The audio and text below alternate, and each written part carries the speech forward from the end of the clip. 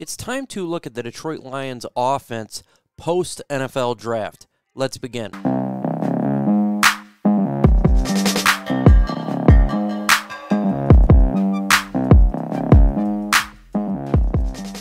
What is going on, YouTube, and welcome to Detroit Lions Talk with MicroMike. We talk all things Detroit Lions, news, rumors, analysis, breakdown, and everything regarding our franchise. In this video, we're going to be talking about the Detroit Lions offense post-draft, what it looks like, how it's formed, the expectations going forward. Is it better or worse than expected? Now, I did a series already on the offense before the draft. I did about the defense. People really liked it, and they want to do a post-draft video of the offense, so that is what I'm doing. But before we get into this bad boy, if you're not a subscriber, smash that subscribe button. Trying to get to 14,000 subscribers. We're getting fairly close, and with your help, we can get it done. Also, hit that like button. Let's get to 250 likes on this video. Let's start with the running back position. Now, DeAndre Swift is immediately the #1 running back for this football team, and with the additions that we did in the offensive line, the outlook is extremely high. It's going to be better than 2020, in my opinion. Swift is going to have a second year. He's going to have a ability to actually get open with the via holes due to the line. He's going to get the pass in the backfield because I feel like they're going to do quite a bit of play action, as well as doing a lot of screen plays and plays for him to do as well. Jamaal Williams is going to be a definite awesome #2 running back for the Lions. Much improved from last year regarding Jamaal Williams and the ability to have somebody that can help out DeAndre Swift. Kerryon Johnson is not in the lineup anymore. Jermar Jefferson, the man that we decided to draft in the 7th round, 3rd pick from the final pick, is going to be the guy who's really going to be that change of pace back. Kind of think of Theo Riddick. He's not going to get as much opportunities, obviously, as the first two guys, but he's going to be an individual that will compete and try to get some sort of change of pace playing in the game. Hit that like button, folks. It is Detroit versus everybody. We all know this. We've seen the media.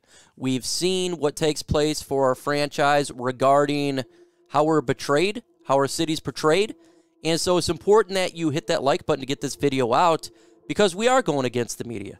And if they can see that we're doing something good here on YouTube, maybe they'll start to change their ways, or they'll get frustrated and want to compete, and that's fantastic. So smash that like button. Let's get to 250 likes in this video. Now we have Rakeem Boyd and Dedrick Mills as well. Rakeem Boyd, to me, is a very good pickup as an undrafted rookie.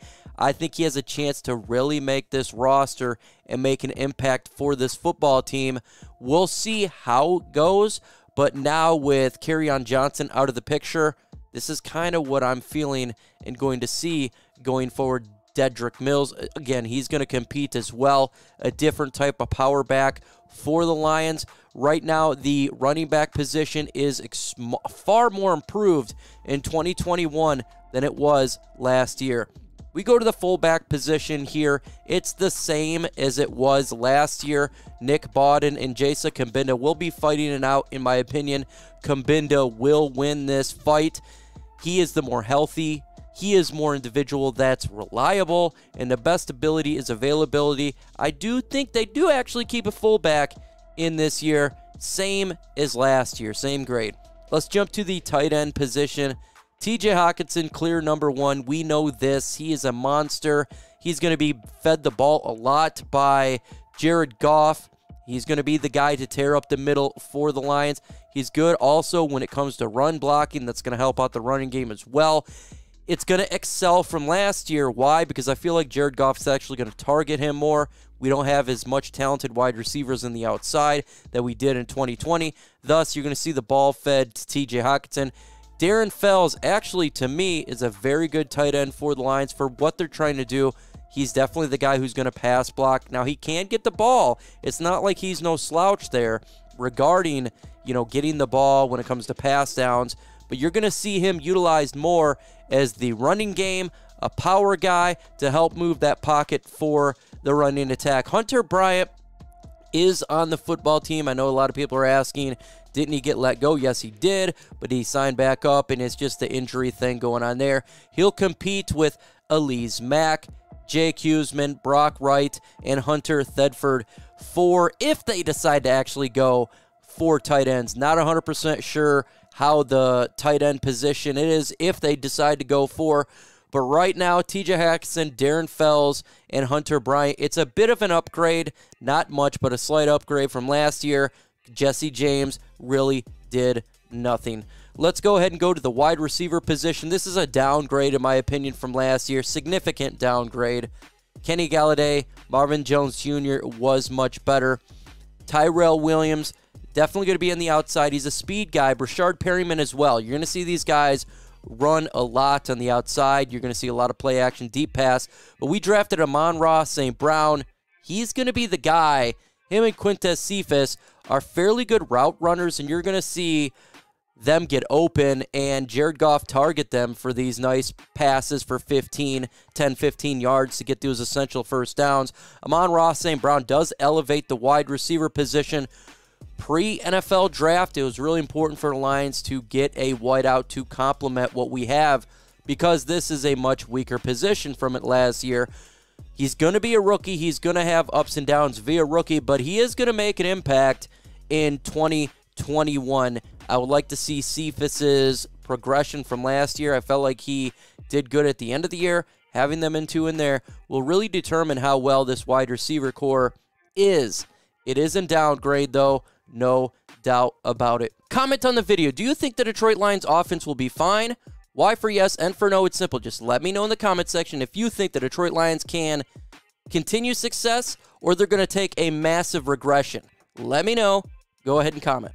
We're going to go to the offensive line here. Massive upgrade. This offensive line, top 5 in the NFL, in my opinion. Taylor Decker, good left tackle. He has definitely solidified that left side.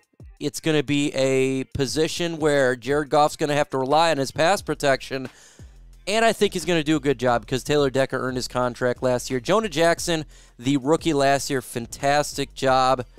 Very much a good piece to the Lions offensive line. Help open up those holes and pass protect. Frank Ragnow, he just got his massive extension. One of the best centers in all of the NFL.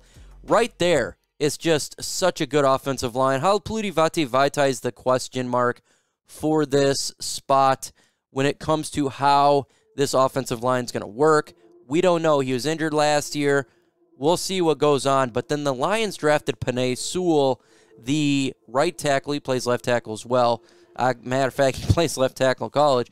But he'll be playing right tackle for the Detroit Lions. This makes this offensive line stout because Penei Sewell is fantastic at pass protection. His ceiling is extremely high. He's good at run blocking. This offensive line is downright scary, and it's going to make the running game look explosive, in my opinion. We've not had a 1,000-yard rusher in some time since Reggie Bush, but consistently it's been a very long time, and I feel like in 2021 we're going to have a 1,000-yard rusher. This offensive line is going to make this team in this offense much, much improved than what people expect. I think people expect this team to be a top 2 pick in the NFL draft. When you have an offensive line this stout, it's going to help out all over the field. It's going to help out on defense by making sure that the defense can rest because they can actually consistently run the football on a consistent basis. Something we haven't done, and adding Penei Sewell is a game changer for this offensive line. I cannot wait to see them gel. And you can go ahead and give DeAndre Swift and Jamar Jefferson much love here because Penei Sewell and this offensive line is going to open up those holes and make a massive difference on the ground. And this offense is going to run through the ground game. This is how this offense is going to work. And, of course, we go to the quarterback position here. When it comes to the backup position, Tim Boyle's better than Chase Daniel. David Blau is who he is. He's a guy, look, he's better than Chase Daniel. But to me, those guys are solid backup. Tim Boyle, I have confidence in him that he'll do it if need be to throw into the lineup for a game. I think he can do well to hand the ball off and get those deep passes. He's got a big arm, but it's more about Jared Goff here. How can Jared Goff approach this season? Can he come back to form like he did when he was doing great things in LA? Like one of the top quarterbacks he was doing. He brought the team to the Super Bowl. Can he perform to that task for the Detroit Lions in 2021? Was it Sean McVay? Was it Jared Goff? Was it simply their chemistry was not worked and that's why it failed? Who knows? But Jared Goff, when he did succeed, Todd Gurley was their running back and they had a running game, and that's exactly what we got now. And they utilized the play-action pass in LA for the deep bombs. We got speedy receivers in Tyrell Williams as well as Brashard Perryman. I think there's going to be more success in offense after this NFL draft than I think maybe the NFL knows. Having Penei Sewell, having these guys that can protect the quarterback is vital. It can make any quarterback look good if they got 7 seconds in the pocket. It can make anyone look good. Let's look at the opposite side. When we looked at the Lions defense, they were giving quarterbacks all the time in the world, and that hurt us. It did. When quarterbacks were sitting in the pocket, when the Detroit Lions defense were on there, they torched us every single game. It didn't matter who it was. Now we're in that position where if this offensive line can hold the quarterback, you're telling me Jared Goff won't have time to get the ball out when on a passing play? I think he pretty much can. I think the offense is in much improved position than we started this thing out in this rebuild. You know, when it comes to, we lost Kenny Galladay, we lost Marvin Jones Jr., we didn't know what the offense is going to look like. Then we turn around, we add Tyrell Williams, Brashard Perryman. Yeah, they're not the greatest wide receivers in the world, but they are fast guys. Then, of course, we go ahead and get Jamaal Williams, a good complement piece, release Kerryon Johnson, turn around and draft Penei Sewell, the staple of the right side, and going to have a top 5 offensive line, in my opinion. You're going to be able to run the football. He's going to be able to do a lot of play action because that run game will work with the wide receivers to make the big plays. I think it's in good position. Amon-Ra St. Brown is going to be a good piece to tear up the middle, and I think the Lions' offense is not going to be as bad as much people think. I don't think it's going to be as bad as we think. Is it going to be explosive? We've seen in years past, the 2011s. No, I don't think it's going to be that explosive. With that said, we don't need it to be explosive. We need to be pounding the football is what we need to do. We need to run the football, tear up defenses at the end of games so we don't have to do a comeback. That's the whole point of running the football. And with this offensive line, with the additions that they did, I see the Lions doing this. And that's extremely vital for the success going forward. And I rate this offense is the running game is better than last year. The passing game is worse than last year. Is it much of a difference? I still think we can get 24 points a game. I just think it's going to be in a different way than we're used to seeing it. We're used to seeing it the high-flying offense. I don't think we're going to see that anymore. We're going to see a stable, balanced running game with a complementary passing game. That's fine with me. I don't care how you get the yards on offense. Everyone wants the high-powered, though 500 yards passing. Not me. I would rather have a quarterback throw for 250 yards and you can run the ball for 250 yards. That's kind of what I would like to see. If you want to get 500 yards of offense, let's get that balance going.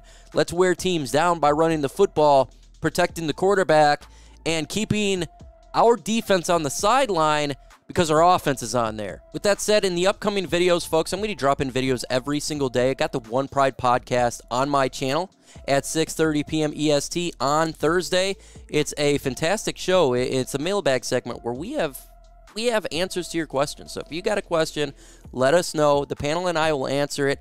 And it's a very laid-back show, very fun. So it's an entertaining, interactive. Make sure you show up and hit that notification bell so you don't miss out on the show. You don't miss out on the videos. You don't miss out on news and rumors. Everything Detroit Lions. You're just not going to miss out, and that's important.